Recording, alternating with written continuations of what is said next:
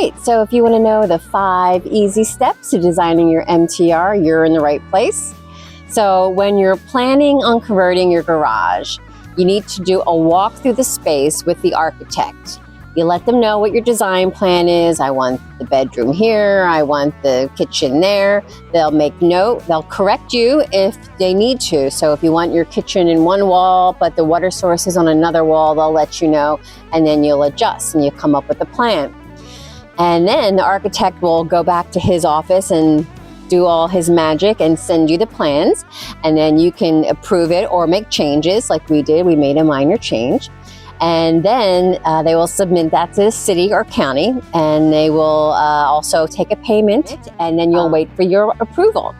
Today, I'm going to walk you through my fun and easy process on how I designed my garage for my midterm rental and the research that I did. Now, once the plans are submitted to the city or county, for me it's a county, it takes quite a bit of time. So for me, in where I am in Vancouver, it could take 2 to 5, 6 months. In your state, your city, your county, it could take anywhere between 2 to 18 months. So this is something that you need to plan for. And then while you're waiting, time is on your side. So, go have fun, do research, start looking for design ideas and decor ideas and color ideas. And you won't feel the pressure because you're waiting for those darn permits. All right, so let's get started. Okay, so we are going to talk about the 5 easy steps to designing your MTR. And if you haven't noticed, I have an assistant, Zoe, here, so there may be some shenanigans going on. Okay, so first of all, let's review what we're doing. We have a garage conversion. So we are converting our garage into a midterm rental. So I need to do some research. I need to know how it's going to be laid out, where the bedroom's going to be, where the kitchen's going to be. And so we are going to go to Mr. Google, YouTube, and we're going to do some research. Okay, so the first thing I did was I had to select the actual shape. So as you can see here, we have all different shapes. We've got rectangle, square, we have skinny, and we have L-shaped, so something like it. That's kind of like an L shape. That's kind of like an L shape. And then we also have like a T shape. So we are basically not a square, just a little bit taller than a square. Actually, this is a great example here of how my garage is. It's just a little bit longer than it is wide. And this actually is very similar to the layout that I was thinking about as far as separating things, not exactly where everything is going. So we are going to attempt to figure out, knowing that this is a shape, where the bedroom is going to go, where the bathroom is going to go, closets and things like that. Okay, so we are going to the whiteboard. So we've got our whiteboard here, and we are going to design just the basic shape of our ADU. So it's just a little bit longer than it is wide. Okay, I have an area back here that is going to be a utility room. Okay, so this is actually the entrance from our house. I guess you could call it from our laundry room, is going to be right here. Okay, and this area here, we've got the hot water heater and all the mechanical things in there. So that'll be no access to the midterm rental unit. This will be just private, just from our house. Okay, so then we're going to put the bedroom over here. And then the bathroom would be over here. And then the kitchen will be along this wall. And then the front door is going to be right here somewhere. And that's the basic design. So I know when I walk in, I'm going to have my living room here, the kitchen here, the bedroom here, bathroom there, and a non-accessible area there. All right, so now I've got the layout. So what I need to do now is I need to go ahead and do again research, and we're going to go to YouTube, and we're going to do, these are all the many different types of granny flats, tiny houses, ADUs that I looked at, and these are the ones that I saved. So I probably looked at hundreds and hundreds. But what I did was I went ahead and I looked for ADUs. But when I looked for ADUs, I really didn't see very much. I didn't see anything but I don't know, just a blank, plain layout. I didn't see anything decorated. So then I went on to tiny houses. And with the tiny houses, I saw great storage ideas, but I did not see anything that matched my layout. So then I went to granny flats. And that's when I came across a layout, actually a couple layouts, and a couple of designs and color combinations, but the one that I'm going to base my ADU on. These are the saved videos from YouTube where I was doing my research. So you can see there was quite a few that I saved, so I must have watched a million more. But this is the one that caught my eye in regards to the type of layout, okay? Because it's the same basic shape as what I have going on right now in my garage, not this. Okay, here we go. So you come in the side door, and to the right is the couch. And what I loved was this mini loft. Okay, because you got, now this is 360 square feet. Ours is almost 500, so it's going to be a lot more spacious than this. But I love the couch will be in the same place. I love walking up the steps.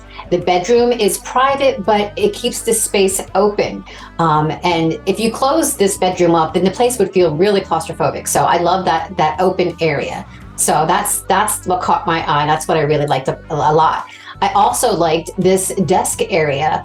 Coming up here, you walk up the steps and there's a desk area. Now I don't have ceilings this tall, but where the TV is there, I would put it higher so you could view it both from the living room, from the kitchen, my space is bigger, and the bed if you're lying in bed. So that would work out really well. And let me get a better view here of, there you go. So you can see the steps there, you walk up, and there's a desk area there for them to put their computers, whatever they want to do their work. And again, the TV is going to be across the way so they can have the TV there as well. The bed would be behind them. And also I will put in a dresser down here so they have drawers for their clothing in addition to the full closet. Okay, so there you go. So I really love that idea, and that's what I'm basing it off of, this mini loft. And one of the other things I really enjoyed about the mini loft is a sneaky little space saver for the, right behind, I don't know if you can see that, but right behind the couch. I don't know if they have that intentional, but I am putting a storage area behind there. So when you are traveling and you've got suitcases and the place is fairly small, suitcases take up a lot of room. So we want to be able to have a space where they can just pull out the couch, put in their suitcases, get that out of the way, put cleaning supplies down there, broom or vacuum cleaner, and get that out of the way. So I'm excited about this layout, and I can't wait to see this become a reality. Okay, so another thing that I want to talk about, next thing, number 2, would be function. And function also has to do with storage. So the idea of having the storage behind the couch is really important to me because I want it to feel uncluttered. I mean, when our travel professionals are coming home from work, especially if they're medical professionals and they've had 12-hour shifts, we want them to be relaxed, feel calm and comfortable, and not coming into something claustrophobic. So I really like that a lot. Okay, so we are back into the layout. And so now we know we've got a little dusky thing here. We got steps going up, and now we also know that we need to put a closet in there, so that will go there. And then over here, we'll put the washer dryer. Okay, that'll be stackable there. Okay, and so we've added that area, and now we know underneath this area, just basically this front area here. So let's just say the couch is going to go over here. Right behind the couch will be the area that they can open up and put the storage in. Okay, so we're going to have storage there. The TV will be mounted up on the wall, so that'll allow us to put another piece of the furniture here and give them for knickknacks. There'll be a wall full of cupboards cabinets on top and probably the bottom too, and that'll give us more storage as well. So the bathroom, of course, will have a vanity. It'll have the commode here, and then it will have a shower here. And I don't think there's a lot of storage in here, except one of the things I cannot live without, so I don't expect anybody else to either, is to have a special wall mirror inset into the wall that opens up. 3 panels opens up, and they can put all their goodies in there, all their bathroom things, so the counter space can stay clean and everything can be hidden away. That's one of my favorite things, is that in the wall mirror medicine cabinet. Okay, so there we go. That's our storage ideas. So we've got number 1, the layout. We got number 2, the function and sneaky little hideaway areas to hide the suitcases and things that we don't want to see. Okay, number 3 is color inspiration. All right, so I'm one of those people where color affects me emotionally. So if things are too bright, I can get excited. If they're dark, they can be sad. If the color is gray and dark, I can feel angry. So color was really important to me, and so I thought the perfect color for a travel professional coming home from a hard day's work would be the calming blue. Okay, so I want to show you what I did when I wanted to look at all the different blues that were out there. I went to Pinterest and looked for all the different color ideas. So basically, for bedroom colors, you can see that if you just put in bedroom color palette ideas, you're going to get the whole palette. This is perfect for people who, or anybody who isn't really sure what colors to choose, but you can look at a room and get the feel of the room and say, yeah, that feels good, or yeah, I like that. So this is an example of just some colors that got pulled up, and giving you accent colors and the darks and the lights and how to incorporate them, what looks good together. It's a no-brainer. It really is wonderful. And you can, just go in there, scroll, and if you do have a color in mind, like if you wanted to say, if I put blue here, then they're going to give me the same color palettes with the blue. Okay, and that's pretty much what I did. And then I'm going to take you to my Pinterest board, and you can see this is my board and what I have accumulated for the ADU, the midterm rental. Okay, so this right here is the blue we started out with. We decided, okay, we're going to have an accent wall, and it's going to be this royal blue. So that was the beginning stages of that. And we also thought a blue tile in the kitchen, something like this. So we're going to have white cabinets, and basically it's going to be white paint on the walls, white cabinets. That's going to make a small space feel airy. But we do definitely want color in there, and we want to go with the blue. And another thing that I found in my journey going through the ADUs was a type had a bathroom that inspired me, caught my attention. So even though it's not the same layout or anything like that, she opened the door and I saw this shower curtain, and I thought, oh my gosh, that is lovely. There's nothing going on in here, but this stupid, silly little shower curtain really makes me happy. So I decided I was going to incorporate this shower curtain into my bathroom. So it works with my blue. So as we're doing this, Robbie and we're talking about what we're going to do with that blue wall behind. And then we thought, maybe that's a little bit too plain, especially for us. We're kind of artsy fartsy. So if you want to stencil on the wall or paint or draw, that more power to you, but you better be good at it. Even using a stencil can be really challenging, and little mistakes show up. And unless you're an artist, which Rob is, he could definitely do some type of mural or something, but it would take him 6 months to do it. It's not an easy thing, especially for him. He's a perfectionist.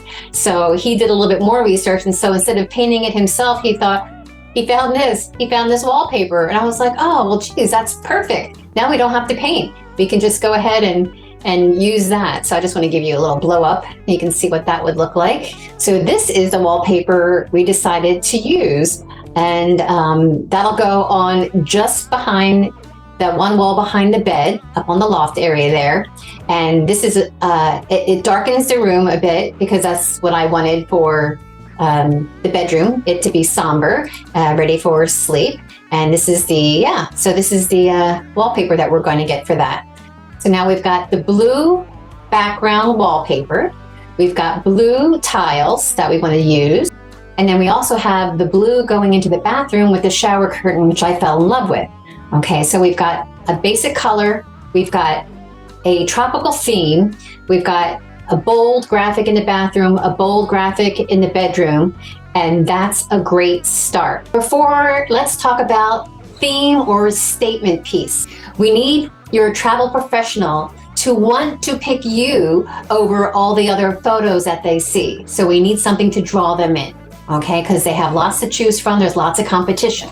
So let's go ahead and take a look at some of the options. Now, for me, I'm doing the Hawaiian theme, tropical theme wall that actually Rob picked out.